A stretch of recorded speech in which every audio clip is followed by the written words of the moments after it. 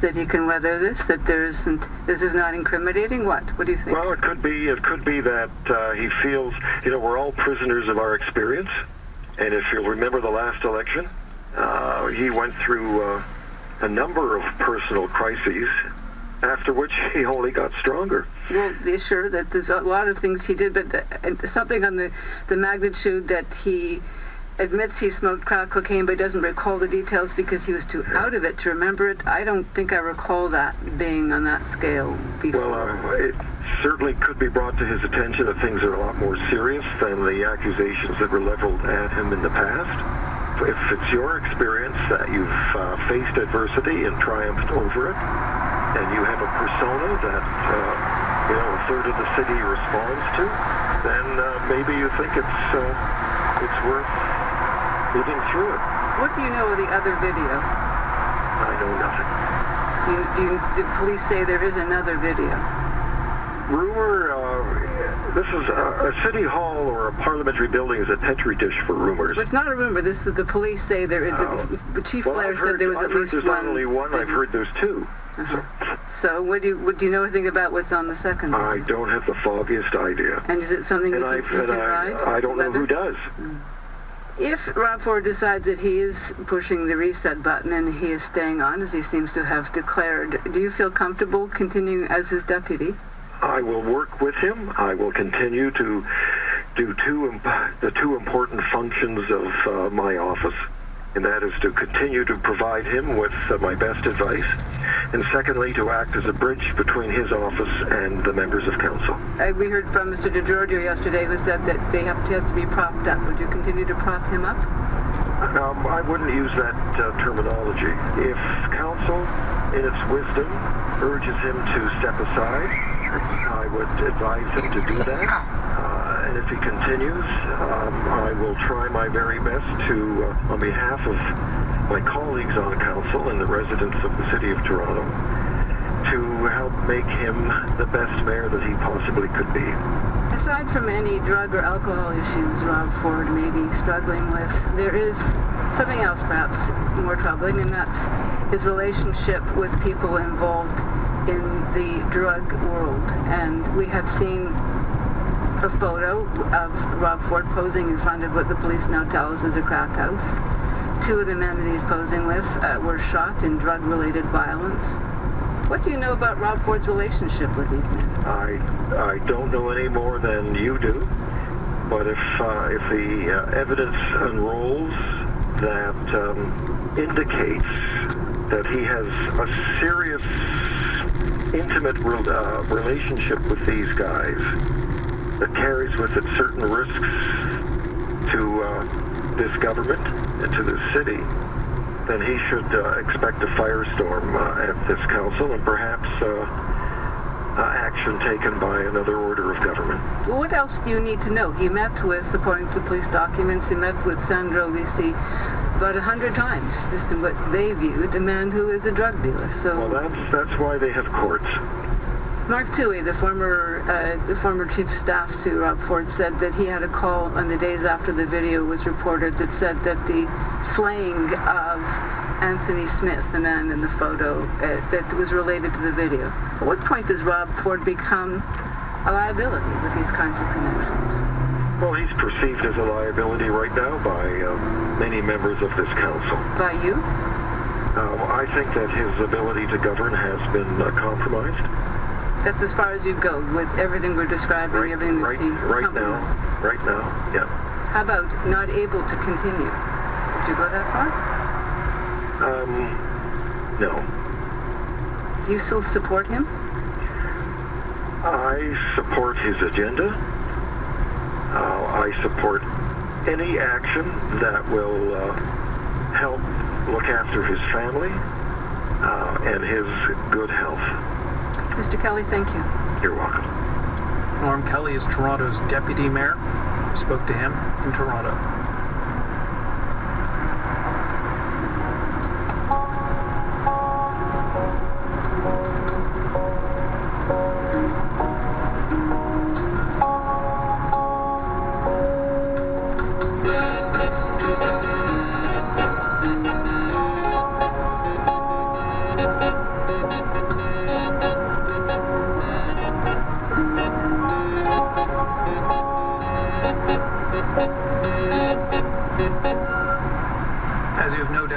on the news, Swiss scientists investigating the November 2004 death of former Palestinian leader Yasser Arafat have found that he was most likely poisoned. Tests conducted on samples taken from Mr. Arafat's body have found significantly higher than normal levels of radioactive polonium. Saad Jabbar leads the team of lawyers representing Suha Arafat. She is the widow of the late Palestinian leader. Reached Mr. Jabbar in Doha, Qatar. Mr. Jabbar, how did Suha Arafat respond to the news of these forensic results? Well, with no surprise, but shocked that polonium, which is one of the weapons considered as, if you use them, it's a crime against humanity, was used against her husband. Is this polonium, is this the same kind of polonium that was used for the Russian Alexander Litvinenko? Exactly. How high were the levels of polonium found in his body, in his tissue? It is 18 times higher than the usual level. Why is it then the investigators say they're confident up to 83% that Yasser Arafat was poisoned? Why are they not 100% sure that he was poisoned? That is, forensic experts use the word moderately, which means up to 83%. And on the scale of 1 to 6, the 6 is when the DNA proves positive. Apart from that, you can hardly reach 100% except in DNA cases. That is the method which the forensic experts use for the court purpose. If they say that means yes, there is a murder case. Mr. Arafat became ill when he was in Ramallah and he died in this military hospital in France. You said that Suha Arafat, his wife, was not surprised with the news. What does she believe? What has she maintained she believes happened? Well, now she is convinced that he is poisoned. He didn't die to natural death. This is the question which the experts, when they presented the report, and they said, we looked at his old age, of course, we looked at the medicine he was taking, we looked at other poisons, but the only one which we discovered is polonium. And the way they have worked their way through, there were 10 levels of examination. When you get to the 10 that is the IV, they have done those 10. If they stop at level 3, 4, 5, maybe they would say he wasn't polonium. What kinds of symptoms did he have? What was his, the things that were going wrong with him before he was taken to the hospital in France? No, sorry, I can't, because the descriptions are very precise. They are very medical terms. I cannot repeat them. I will record exactly what they were. Some of what Al Jazeera has reported is that he seemed, Yasser Arafat he had spots on his face, his skin was coming off his feet, he was in serious pain, he had diarrhea, which is all very similar to the Litvinenko. Yes, that is the case. I have the report, but I cannot go through all what they have told us. You said today, though, that this is a significant piece of the jigsaw puzzle, but there are more pieces to come.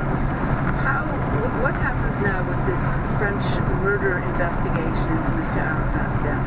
Well, one fact alone, which is polonium. Imagine if the investigative judge were given access to the files of the hospital, to the person that who treated him or tried to treat him, and remember the hospital, the military hospital, and in the French system, anything military would be categorized as top secret, which you cannot disclose to third parties. So the only people who would know, or they would have the right to access such documents or data or any other information will be the French investigating judge. You know that there was the Reuters news agency published a story that said that the head of the Russian forensics agency said that they, in their samples, found no traces of polonium in the tissue of Yasser Arafat. How do you have such completely different conclusions between what the Swiss report and the Russian report? The difference is that the Swiss report we have seen, we have known how they reached their conclusions. The Russian report, they haven't made it available. But I assure you, in the next few days you will see that report if what we have seen is correct. But it wasn't based on anything scientific. You don't think it would be damaging to the case? Not at all. Let them disclose their own calculations, their own conclusions, because they have taken 20 samples, like the French side and the Swiss scientists. The Swiss analysis and findings are there for the people to see, for the scientists to analyze, and we would like to see this national report. And I assure you, it might have misleading calculations and so on. So let them put that report, put it in public. Let them submit it like we are doing ourselves. We know that the theory is if he was murdered, Yasser Arafat was murdered, there are those who believe it might have been Israel that did it, and there are those who believe it might have been Palestinians around him that did it. Do you have a theory? As lawyers, we made a statement when the French court accepted jurisdiction. We said we do not accuse anyone, any government, any entity. We leave that for the appropriate parties. Can I ask you one last question? Why was there no autopsy done at the time of Yasser Arafat's death in 2004? Well, that's one question one should ask someone who's reading President Arafat. If you want my personal opinion, not a legal opinion, maybe it was done for political convenience. And that's one of the things which maybe the French judge will explore. Was it not Suha Arafat herself who said she didn't want it done? It is totally untrue. She wanted an autopsy, you're saying? She, the body was rushed, buried, and she wasn't in control of the body, nor she was in control of either the wound was shot, Arafat died. Unfortunately, the tradition requires that you have to bury people quickly, and that's what happened, that she was not in control of the situation at all, and she has never refused the autopsy or any other analysis. And it is totally untrue that that was the case. All right, we will be watching in the coming days. Mr. Jabbar, thank you. Okay. Bye-bye. Saad Jabbar leads the team of lawyers representing Suha Arafat. She is the widow of the late Palestinian leader Yasser Arafat. Reached Saad Jabbar in Doha, Qatar.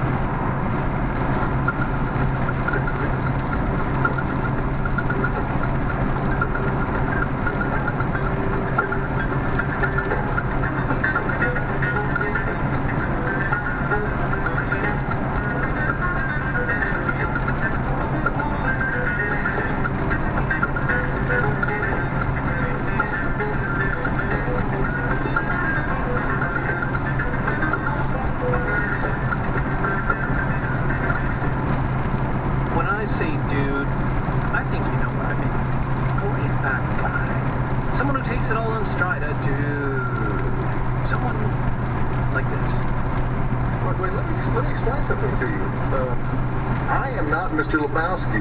You're Mr. Lebowski. I'm the dude. So that's what you call me, that or is dudeness or duder or, El Duderino if you're not into the whole brevity thing. That was, of course, Jeff Bridges playing Jeffrey the Dude Lebowski in the 1998 movie The Big Lebowski, a character that epitomized dudeness. But dude didn't always mean what it does today, and now an etymologist thinks that he has figured out where the word comes from. We reached Barry Poppick in Goshen, New York. Mr. Poppick, who was the first person to call someone a dude? Well, it really started in about January 1883 with Robert Sale Hill, and he went into the Knickerbocker Club in New York City, and it was a very important men's club at the time, and he had a poem in his hand, and it was called The Origin of the Dude, D-U-D-E. Now, dude could be spelled several ways, D-U-D without the E. Dude could also be spelled D-O-O-D, but he spelled D-U-D-E, and he had a fanciful poem, and it was very long, and it was a very, very big hit, and it was immediately republished in the World publication, the New York World, and everyone saw it, and after that it exploded like wildfire in 1883. What did it mean to call someone a dude in 1883? It meant something that was very established at the time. In 1819, there was a craze about the dandy. There was also the fop. There was also the masher. So there are many terms for the same item of person. It meant someone who's sort of effeminate, someone who loves clothes, loves fashion, likes to be au courant, perhaps with more money than he could use, someone who doesn't like to work very hard, someone who likes to party, to attend high society events, perhaps someone who's British, someone who's French, foreign. Yeah, they're easy to make fun of. Now, to call someone a dude in 1883, this would have been a derogatory thing then. Yes, it was. Well, now, of course, to badge of honor is, hey, dude, yeah. It's not derogatory at all. And what about this, Yankee Doodle Dandy? Does that doodle part, does that etymology of that fit in with the dude? Yes, well, when he did the Dude poem, it was republished in the World, and it took everyone by storm. People said, where does this word come from? What does it mean? How do we even spell it? So it was spelled D-O-O-D, and when it was spelled D-O-O-D, it referred to doodle as well, meaning Yankee Doodle Dandy Doodle. When it's spelled D-U-D or D-U-D-E, it referred to a Scottish word duds, meaning clothing. But Yankee Doodle Dandy, he stuck a feather in his cap and called it macaroni. So what's the macaroni part then? Yeah, macaronis, they were kind of dandies of their day. That was a term as well. It wasn't perhaps as widely used at the time as dandy would become, as certainly as dude would become, but yeah, they were all terms of the same people. How then did the word evolve to mean what it means today? As we heard Jeff Bridges in The Big Lebowski, his dudeness. Well, I just went online and I just checked Google Ngrams. It's a wonderful resource. And Ngrams, they would look, you just type in the word D-U-D-E, and you could see the references by year in books, in Google Books. And you could see that it comes from out of nowhere. It is starting about 1883. It shoots up, and then it keeps shooting up, and then maybe it plateaus a little bit, and then around 1962 or something, then it shoots up again. Then about 1982 again, it shoots up again, and now it's very, very high. So it was gradual. I mean, it didn't just happen all at once that dude became the dude of The Big Lebowski. It was brewing for at least 100 years. But in 1998 with The Big Lebowski, but this has come to mean his dudeness is an unemployed guy spends his life bowling with his pals and drinking White Russians in an old sweater, and so this has lost a lot of that dandiness, I would think. Yeah, it's kind of like Duke. It's kind of like a royalty, I guess, to be a dude. There was, of course, the film Dude, Where's My Car? There's a song called All the Young Dudes. Also, in Bill and Ted's Excellent Adventure, they said Party On Dudes, and that was really popularized the term as well. The 82 reference, what do you think, why did that spike then? 82, it was used in a lot of films at the time. Perhaps Fast Times at Ridgemont High came out at that time, and there were a lot of films that used dude at that time. It became popular teen slang about since 1960 and just jumped in 1980 as well. And now, it doesn't seem to have a gender now that you can call a man or a woman a dude. Was there ever a time when there was a female version of dude? Oh, yes. In fact, almost immediately, people said, gee, what do we call the female version of the dude? And they said dudette. And, yeah, dudette was one, and dudine was another. So it would be either dudette or dudine. So those were used almost immediately, and those really didn't become established. It was just a continual joke. People thought they invented it, all throughout the next 50, 100 years. People used dudette, thinking they're really cool and invented their word, even though it was invented almost immediately. We should bring that back, I think. Maybe we should. Mr. Popick, thank you. Thank you. Bye-bye. Bye. Barry Popick is an etymologist and a dude, I'm assuming, of the latter-day persuasion. His study of the word dude has just been published in the journal Comments on Etymology, published in Goshen, New York.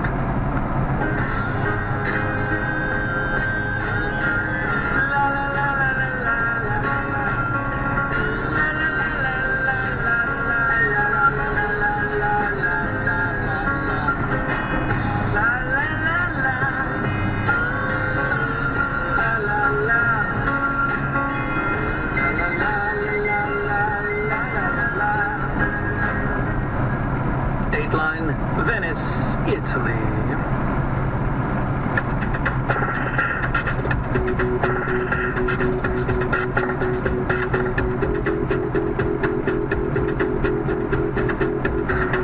It is no longer full steam ahead in the city that floats.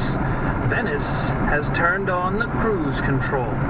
After meeting with Italy's Prime Minister, the Governor of Veneto region, and several cabinet ministers yesterday, Venice's Mayor, Giorgio Orsoni, put giant tour vessels on notice. We've had enough of these mega cruise ships just meters away from San Marco. From now on, there will be clear limits on the size of ships that can enter Venice. End quote. Starting in January, the number of mega cruise ships permitted to dock in the city center will be restricted to 5, down from as many as 9 daily turnarounds in high season. And then, from November of next year, ships weighing more than 96 tons will be completely banned from entering the city's port area. This decision comes, of course, in the wake of last year's Costa Concordia disaster. That giant cruise liner struck a reef off the island of Giglio and partially sank, killing 32 people. Like the Costa Concordia, giant cruise ships currently pass within just a few hundred meters of the Piazza San Marco in the city center, affording passengers breathtaking views of the heart of Venice. But city officials have long argued that the vessels pose a risk to the town's fragile architecture, not to mention its residents. And those residents plunged into the lagoon as recently as September in a protest called No Grande Navi, or No Big Ships. All in all, the measure promises to make Venice a good deal safer. Now, if they could just save the entire city from sinking.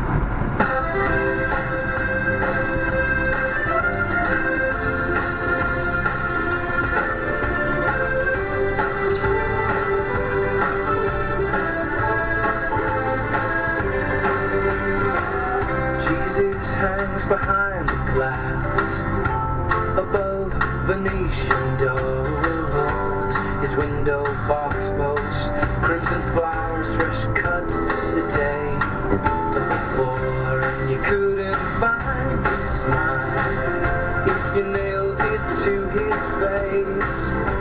But Jesus Christ hangs his head with praise, and Venice is sinking. I'm going under. This beauty's religion, and it's christened me with wonder.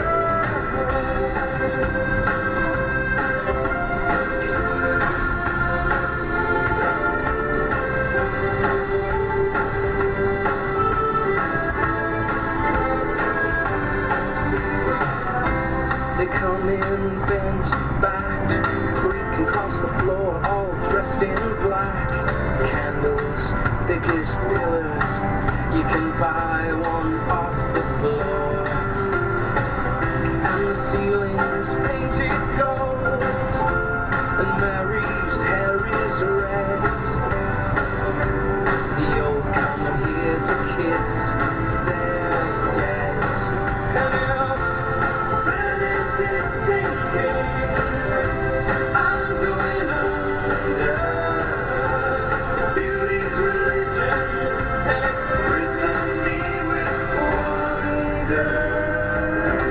Cue the Oompa Band from their 1993 album Faith Lift, Spirit of the West, terrific band. And If Venice is Sinking. Dude, this is your song. It's totally my song, Dudine. Dudette. You like Dudette? Yeah, I think. See, I like Dudine. All right, the dude and the dudette, Dudine have to take a short break, and then we'll come back with these stories. Ah, well-run life. We're going to speak to the daughter of Joy Johnson. The 86-year-old died on Monday, just a few hours after completing her 25th consecutive New York City marathon. Crack in times past. A journalist recalls Washington, D.C.'s crack-smoking mayor, Marion Barry, who was re-elected even after he served time in jail. We'll be right back. I'm Carol Off. Dudine.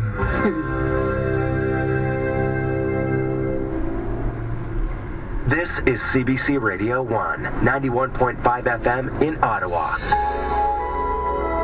Canada lives here.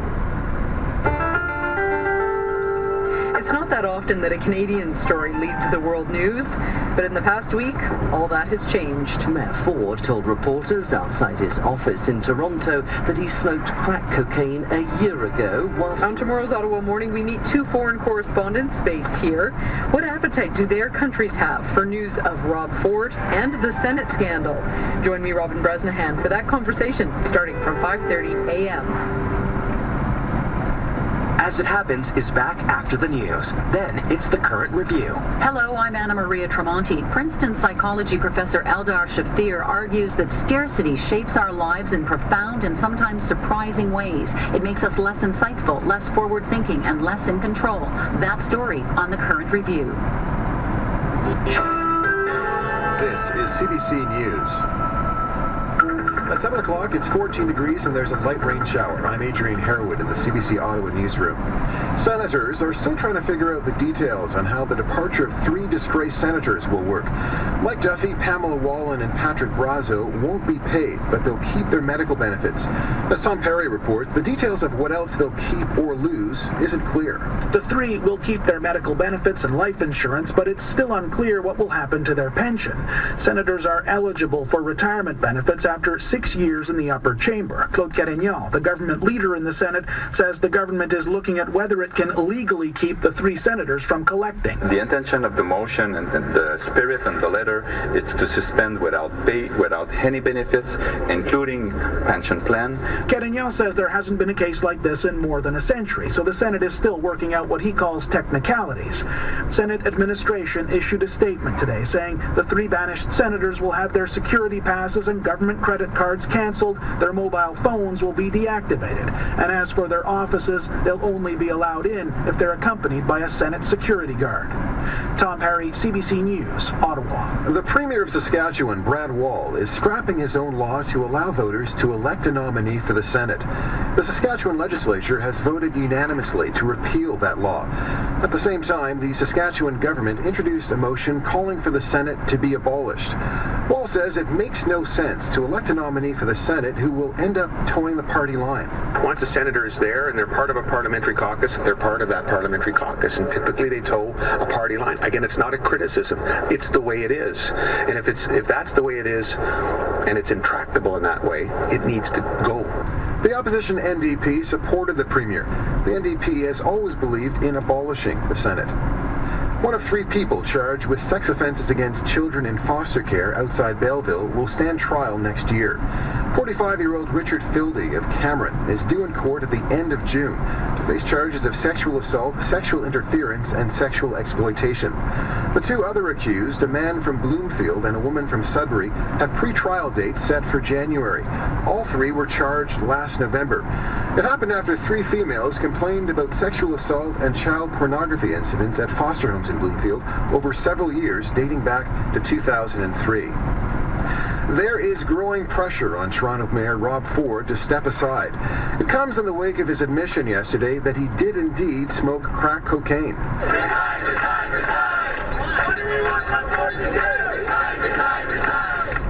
People have been demonstrating outside Toronto City Hall today, demanding his resignation. And inside, city councillors were discussing motions that could strip the mayor of his powers or formally ask him to take a leave of absence.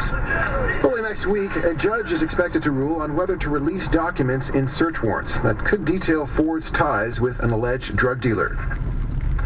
Mothers Against Drunk Driving has launched its Red Ribbon campaign. It's the 26th year the campaign has been run. The group is encouraging people to tie a red ribbon on vehicles, but also keychains, bicycles, and knapsacks. The idea is to remind motorists to drive sober, especially during the upcoming holiday party season. Councillor Eli El Shantiri chairs the board of the Ottawa Police. Our thought and prayer goes to all the family and family members who lost someone in their life, because you'll never recover from it. No matter how long it happened, no matter where it happened, it takes a toll on the family and the community. The group says more than 1,200 people in Canada are killed each year in crashes caused by impaired driving. And finally, Ottawa police are looking for a missing man. 57-year-old Jahangir Balsara left his home in Canada on Monday morning and hasn't been seen since. He was driving a 2012 Honda Civic gray and brown colored car with Ontario license plate number BRCE 049. He never made it to his destination in Ottawa's South End. He's described as a South Asian male, 6'1", a heavy build, balding with salt and pepper hair. And that's the CBC News. Here is the weather for Ottawa. Periods of rain ending before morning, then cloudy. Wind south 20 becoming west 20 overnight, low of 5. For Thursday, mainly cloudy with chance of showers. Wind west 20 becoming light early in the afternoon, high of 6. Thursday night, partly cloudy, low of -3. Friday, sunny, high of 4. For Saturday, cloudy with chance of rain showers or flurries, high of 4. And Sunday, cloudy with chance of showers, high of 7. Hello again and welcome back. I'm Carol Off. And I'm Jeff Douglas. This is As It Happens, the Wednesday edition, Part 2.